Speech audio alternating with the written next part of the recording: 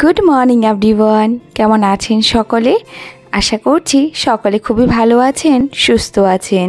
আমরাও কিন্তু বেশ ভালোই আছি। আমার নতুন আরেকটা ব্লগে আপনাদেরকে স্বাগত জানাচ্ছি। আজকে হলো বুধবার, ঘড়িতে এখন প্রায় বাজে হয়তো সকাল 6:30টার মতো। এখন থেকে সকলকে সঙ্গে নিয়ে আজকে ব্লগটা শুরু করলাম। আজকে জানেন অনেকটাই সকাল সকাল ঘুম থেকে উঠে পড়েছি। সুদ্দি আজকে এসেছিল, সকাল সকালে ফুল নিয়ে গিয়েছে। তো এইদিকে এখন আমি ফুলগুলো বের করে নিচ্ছি। সকালের সমস্ত এইদিকে কাজ বাজ হয়ে গেছে, ঘরটর মুছে স্নান টান করে এইদিকে ঠাকুর ঘরে চলে এসেছি।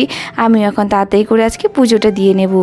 বেশ সকালবেলায় উঠেছি বলে কাজ বাজও একটু তাড়াতাড়ি করে হয়ে গেছে।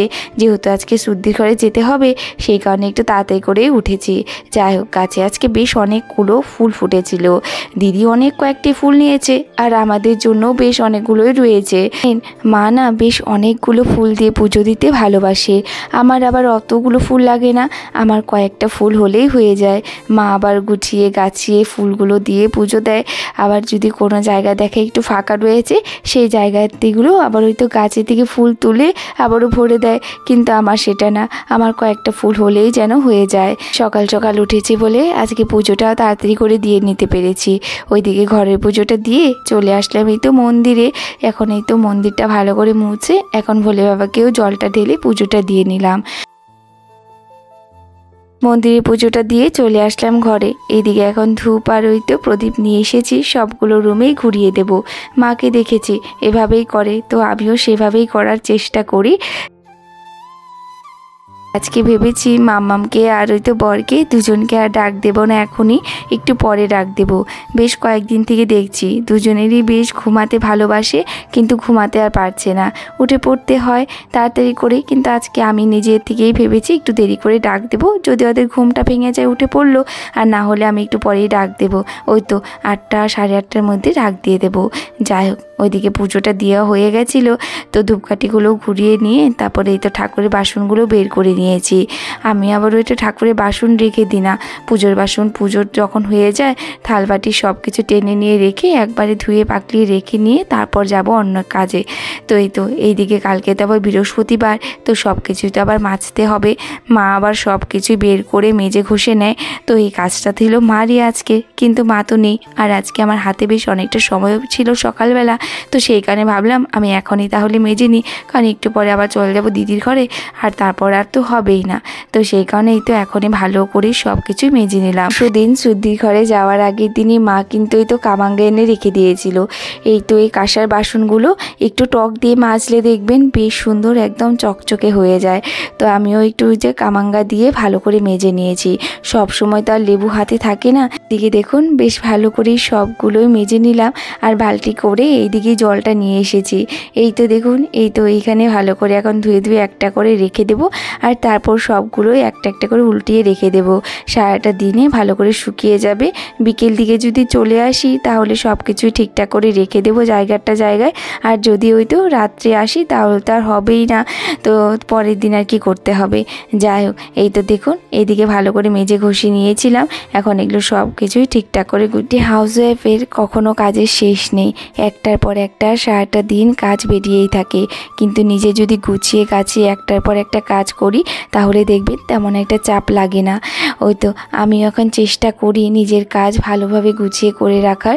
সব সময় তার করতে পারি না, যখন যেটা পারি না আমার শাশুড়ি মা আছে তিনি করে দেন, আর যখন নিজে পারি সেটা আমি নিজেই করে রাখার চেষ্টা করি। আর ওই তো কয়েকটা ফুল জমেছিল যেগুলো মা বালতি করে রেখে দেয়, সেগুলো আবার ওই তো গাছের গোড়ায় দিয়ে রাখলাম। ফুল গাছের সারও হয়ে যাবে। ওর ঘরের কাজ বাজ সেরে এইদিকে আমি চলে আসলাম এই তো রান্নাঘরের দিকে। এইদিকে এই তো ভাতটা বসিয়ে দেব, একটু পরে বসাবো, এখন বসাবো না, কিন্তু চাল টাল ধুয়ে এনে রেখে দিলাম। তো এই তো এইদিকে আজকে সেদ্ধ ভাত করে দেব সকালে। আর আজকে আমি সকালবেলা কিছু খাবো না, আমি উপোস রেখেছি। পরে দিদির ঘরে পুজো হওয়ার পর আমি ভেবেছি উপোসটা ওখানেই ভাঙবো। তো এই তো এইদিকে আমি কিন্তু তারপর চলে আসলাম এই তো যোগা করার জন্য, যেটার জন্য এত সকাল সকাল ওঠা। জানেন আমি তো বললামই এখন আর যোগা করা হয় না, কিন্তু সময় একটু হলেও তো বের করতে হবে, কিন্তু সংসারে কাজও তো বেশ অনেক রয়েছে, কাজগুলোও করতে হয়। সেই কারণে ভাবলাম আজকে একটু কাজের চাপটা কম, নিজের মনের মতো বেশ অনেকটা হাতে সময় নিয়ে যোগা করতে বসেছিলাম। বেশ আজকে অনেকগুলো যোগা করেছি, সবগুলো তো আর এত বড় বড় করে দেখানো যাবে না, সবগুলোই শর্ট করে দেখিয়েছি।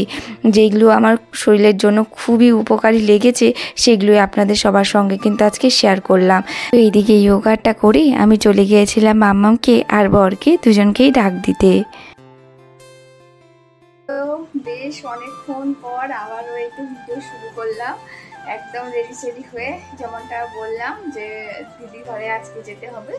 তো তাড়াতাড়ি করে মামাকে ডাকসাক দিয়ে ওকে খাইয়ে দাইয়ে বেশ মানে কি বলে তাড়াতাড়ি করে করেছি, কিন্তু তাও দেরি হয়ে গেছে। তো এই তো বর্মশাই খেতে চলে গেছে দুবাই, আর এদিকে আমিও রেডি হয়ে গেছি। আর আজকে তো আমি খাবো না কিছু, আমি উপাস রয়েছি। চলো এখন এই যে এই কুর্তাটা আজকে পরেছি, এটা বর্মশাই এনে দিয়েছে। যাই হোক চলো, মামাও রেডি, আমিও রেডি, এখন যাওয়া যাক। তো এদিকে মামার আমি বেরিয়ে পড়েছি, আর দিদিও আসবে কিন্তু একটু পরে আসবে, তো সেই কারণে আমি বেরিয়ে পড়লাম।